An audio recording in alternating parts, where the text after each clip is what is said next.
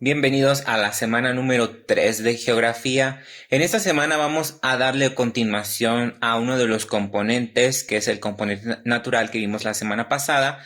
Específicamente vamos a centrarnos en el clima, que es el componente de que vamos a hablar el día de hoy.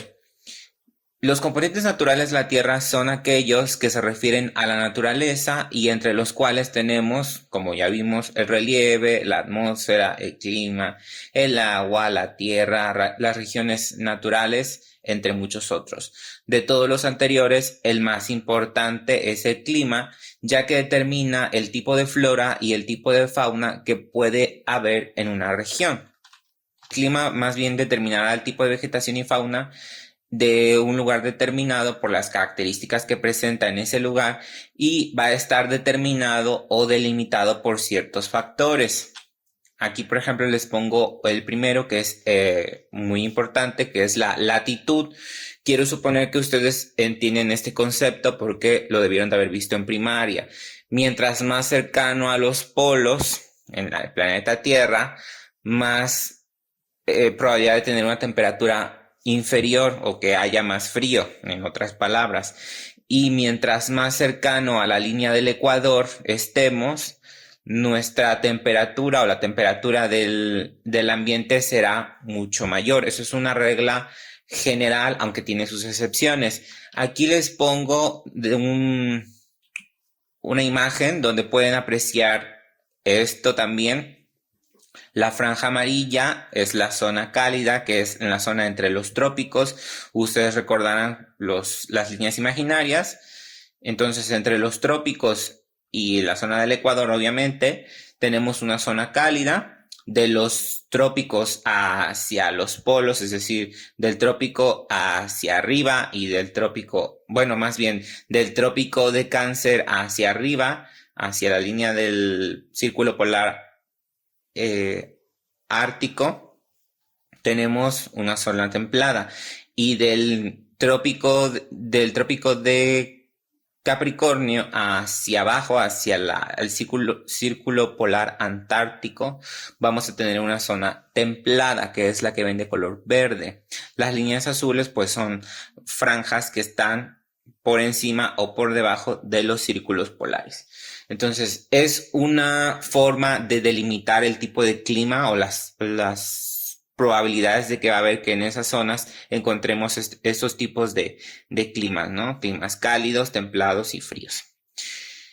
Dependiendo de la estación del año, la Tierra se va a inclinar. La Tierra no es estática siempre, tiene sus movimientos constantes. Y en algunas ocasiones en la imagen ustedes ven que las líneas amarillas implicarían pues la radiación del sol o el sol. Y si se dan cuenta, la Tierra en ese momento del año está inclinada de esa forma. ¿Qué quiere decir eso? Que la zona de la latitud norte, que es la que está más cercana en teoría al sol, recibe con mayor fuerza los rayos del sol, y la zona del hemisferio sur, la latitud sur, está más alejada. Por lo tanto, en ese momento tenemos un verano en la zona del hemisferio norte, y tenemos un invierno en la zona del hemisferio sur, porque los rayos pegan directamente en una zona y en otra no. Pasan los meses, la Tierra se inclina de forma completamente opuesta a la que ven ahí en pantalla, y tenemos el caso contrario. Tenemos invierno en el hemisferio norte y verano en el hemisferio sur, ¿sí? Esto es muy interesante porque lo que pasa en el hemisferio norte es distinto a lo que pasa en el hemisferio sur. Tenemos la variedad de climas en México. El relieve, que son las formas de la Tierra, y la altitud, que es la distancia vertical de un punto de la Tierra respecto al nivel del mar, son factores clave para que tengamos una variedad de climas en nuestro país. Aquí les pongo un mapa muy simple de los tipos de clima que hay en nuestro país. Obviamente, al tener una escala a esta distancia, no podemos apreciar a detalle. Dice: a pesar de estar muy cercanas las ciudades de Misantla y Jalapa, como les pongo ahí con las flechas, presentan climas distintos por los factores antes mencionados. Es decir, a pesar de que estamos en una latitud muy similar, con coordenadas casi cercanas, en otras palabras, que estamos muy cerca de Jalapa y Misantla, el clima es distinto por la altitud. Mientras más alto estemos, la temperatura va a disminuir. Mientras más cercano a la zona del nivel del mar estemos, la temperatura va a aumentar. Hay una clasificación muy básica de los tipos de climas. La clasificación es larga, pero para el nivel en ese momento, que se les está repitiendo lo de la primaria, pues tienen que saber que hay una clasificación muy simple de 3 tipos: clima cálido, clima templado y clima frío. Dentro de cada uno, obviamente, hay un abanico muy grande de variaciones, dependiendo de la precipitación, dependiendo de los grados que hace cada cierto tiempo. Entonces se va haciendo distintos tipos de climas, pero en general tenemos esos 3. Y aquí les pongo un mapa del mundo con los tipos de clima, y si se dan cuenta, hay una relación entre la posición de los lugares con respecto al tipo de clima. Es decir, la zona entre los trópicos y donde está el Ecuador, tenemos coloraciones amarillas, rojizas y naranjas, que son climas cálidos. Ahí en la leyenda aparece tropicales, y también aparecen los secos, que vendrían siendo estepas y desiertos, o climas secos esteparios y climas secos desérticos. Mientras me alejo de los trópicos, empezamos a ver coloraciones verdosas, que son los climas templados. Y ya en las franjas muy superiores o inferiores tenemos coloraciones moradas o azules, que son los climas fríos. Y también viene la clasificación de polares. Pero para no hacerla de todos, pues tenemos 3. Recuerden, cálidos, que vendrían siendo los tropicales y secos en la clasificación, los templados y los fríos, que entrarían también ahí los polares. ¿Se puede cambiar el clima? Eso es una pregunta que les hacía a sus compañeros en clase de forma presencial. Algunos dicen que sí, algunos dicen que no. Sin embargo, ustedes, sus compañeros me dieron el ejemplo. Hay algunos de sus compañeros que tenían árboles en su casa, y abajo del árbol la temperatura era inferior, es decir, era más fresco en la zona cercana al árbol que donde no tenían árboles o dentro de su casa. Y uno de sus compañeros mencionaba que quitaron ese árbol por X o Y razón, y la temperatura no volvió a ser la misma, es decir, volvió a subir y se siente la diferencia. Entonces, imagínense que tienen un bosque o una zona con vegetación ya muy grande, y lo quitamos todo para sembrar naranjas o para sembrar limones. Obviamente hay personas que necesitan sembrar porque viven de ello, pero la repercusión o la consecuencia es que yo voy a elevar la temperatura de esa zona. Entonces, en respuesta a la pregunta, ¿puedo modificar el clima? Sí.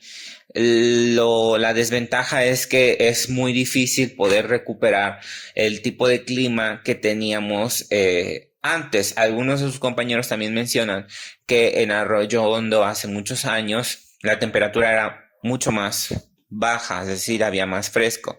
Sin embargo, con el paso de los años y la deforestación, y que acabaron con la mayoría de la vegetación nativa en los alrededores para sembrar cultivos, pues modificó el tipo de clima, y ahora tenemos un calor que muchos no soportamos. Entonces, es una consecuencia de cambios en el clima. Les voy a presentar 2 imágenes de la ciudad de Jalapa, una del 2003 y otra del 2020.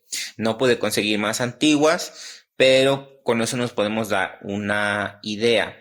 Los cambios son notorios en las imágenes, tienen que prestar atención.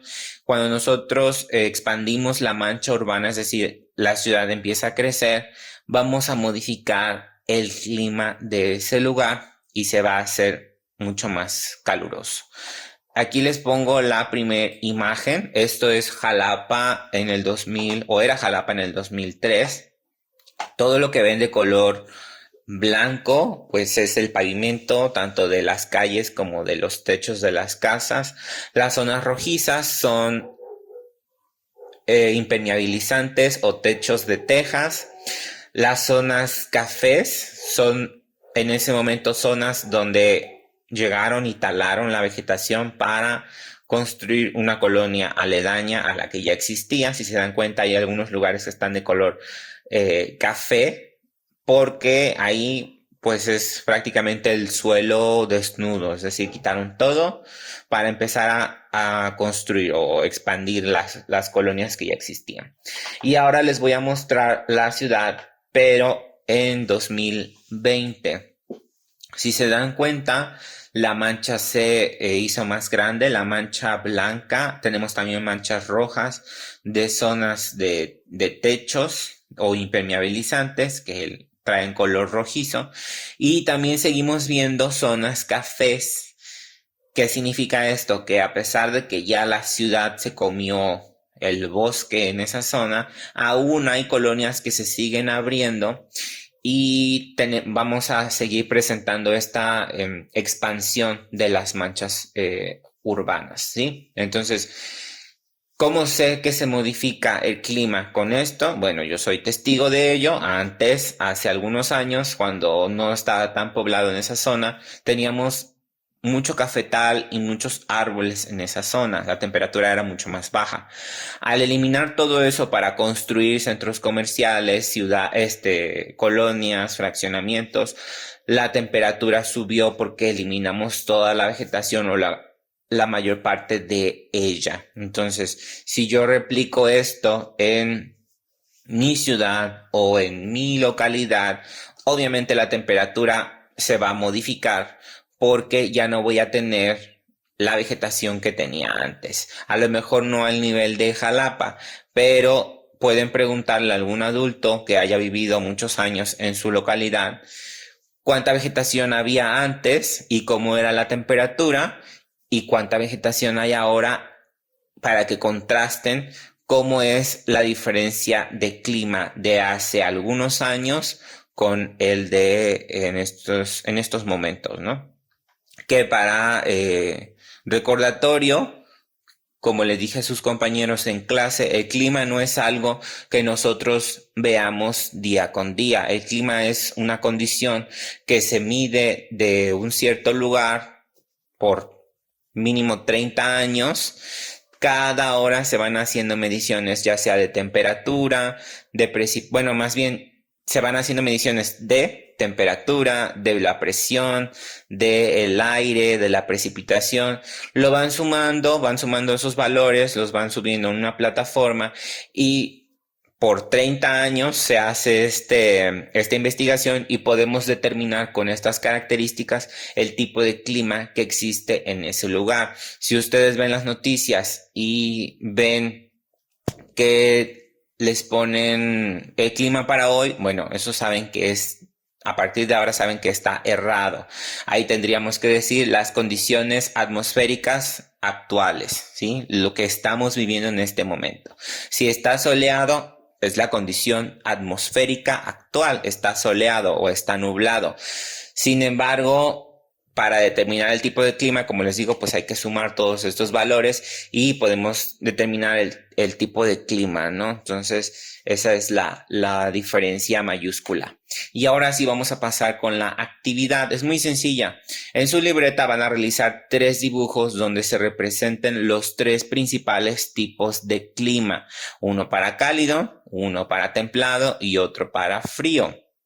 Recuerden que van a tener una semana para entregarlo. Es una actividad muy sencilla, pero sí les pido que les echen ganas, porque por eso les estoy dando un plazo bastante largo. Si tienen algún libro de sexto o otro tipo de libro de geografía se pueden ayudar o apoyar en él. Dudas, pues ya saben que nos vemos en un rato para la reunión de videollamada para aclarar dudas, preguntas, sugerencias, aclaraciones, etcétera, etcétera.